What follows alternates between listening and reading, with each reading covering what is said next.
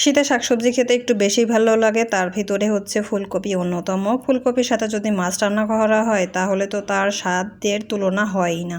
Hello বন্ধুরা, আসসালামু আলাইকুম। কেমন আছেন সবাই? আশা করি ভালো আছেন। আর আজকে আপনাদের ফুলকপি ও মাছের নতুন একটা রান্না নিয়ে চলে আসলাম আপনাদের মাঝে। সবাই সাথেই থাকবেন পুরো ভিডিওর আশা করি।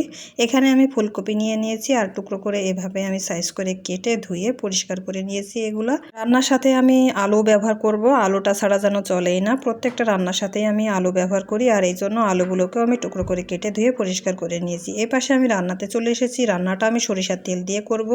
প্রথমেই তেল দিয়ে কড়াইতে, তারপর একটু জিরার ফোড়ন দিয়ে নিলাম। তারপর হচ্ছে এই যে ফুলকপিগুলো আমি এর ভিতরে দিয়ে দিব। ফুলকপিগুলো একটু প্রথমেই তেলে ভেজে নিব, না হলে ফুলকপি থেকে একটু কাঁচা ভাবটা আমার নাকে আসে, যেটা আমার কাছে খেতে ভালো লাগে না। আমি এভাবে রান্না করি, জানি না কীভাবে রান্না করে, আপনারা কিভাবে রান্না করেন সেটা অবশ্যই কমেন্ট বক্সে জানাবেন। কাঁচা সবজির ভিতরে আলু যেহেতু, এই জন্য আলু ও ফুলকপিটা দুইটাই একসাথে আমি এখন ভেজে নিব। আর এপাশ থেকে আমি পাঙাশ মাছ নিয়ে নিয়েছিলাম 4 পিস, আর এগুলোই আমি এখন সুন্দর করে ম্যারিনেশন করব। আর ম্যারিনেশন করার জন্য প্রথমেই আমি লবণ দিয়ে নিয়েছি পরিমাণ মতো, এরপর হলুদের গুঁড়ি, এরপর একটু মরিচের গুঁড়ি দিয়ে সুন্দর করে হাত দিয়ে মেখে নিচ্ছি। এই পর্যায়ে আগে থেকে হাত দিয়ে মেখে নিলে মাছের গায়ে খুব সুন্দর করে মশলাগুলো যাবে, এই কারণে আগে থেকে একটু মেখে ম্যারিনেট করে কিছু সময়ের জন্য রেখে দিয়েছি একপাশে। আর এ পাশ থেকে আমি আর ফুলকপি ও আলুগুলো ভাজা শেষ। অন্য পাশে একটা কড়াইতে মাছের যে তেলটা ছিল ওটা প্রথমে দিয়ে একটু গরম করে মাছগুলো একে একে দিয়ে দিচ্ছি আমি এখানে ভাজি করার জন্য। উল্টায় পাল্টায় খুব সুন্দর করে আমি ভেজে এপাশে রেখে দিয়েছি। এরপর রান্না করার মূল প্রসেসে চলে আসছি।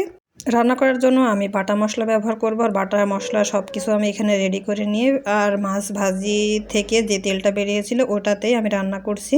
আর বাটা মশলা দিয়ে এরপর মরিচ তো আগে থেকেই দিয়েছিলাম, বাটা যেহেতু এটা আর দেই নাই। এখন আমি হলুদ এবং লবণের গুঁড়ি সব কিছু মশলার সাথে সুন্দরভাবে একসাথে মিক্সড করে একটু সময় নিয়ে কষিয়ে নিচ্ছি। এরপর হচ্ছে আগে থেকে ভেজে রাখা আলু আর ফুলকপি এর ভিতরে দিয়ে সব কিছু আবারও মিশিয়ে নেড়ে চেড়ে কিছুক্ষণ কষিয়ে নিব। এই পর্যায়ে বলে রাখা ভালো, যারা আমার ভিডিও দেখা শুরু করবেন অবশ্যই একটা লাইক দিয়ে দেখা শুরু করবেন এবং সম্পূর্ণ ভিডিও দেখবেন। আর ভালো লাগলে বন্ধুবান্ধবের সাথে শেয়ার করতে ভুলবেন না। আর যদি ভালো না লাগে অবশ্যই স্কিপ করে চলে যাবেন, কোনো সমস্যা নেই।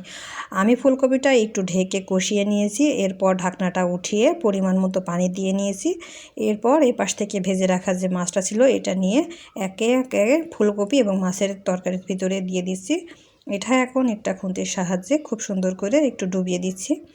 এরপর ঢাকনা দিয়ে আমি কিছু সময়ের জন্য এটা রান্না করে নিব। আর এভাবেই আমার রান্নাটা কমপ্লিট হয়েছে, দেখতে অনেক লোভনীয় হয়েছে। আজকের মতো এখানেই বিদায় নিচ্ছি। সবাই ভালো থাকবেন, সুস্থ থাকবেন। আবারও পরবর্তী কোনো ভিডিওতে আপনাদের সাথে দেখা হয়ে যাবে। সেই অবধি সবাই সুস্থ থাকেন। আজকের রান্না কেমন হলো সবাই জানাবেন। টাটা, বাই বাই, আল্লাহ হাফেজ সবাইকে।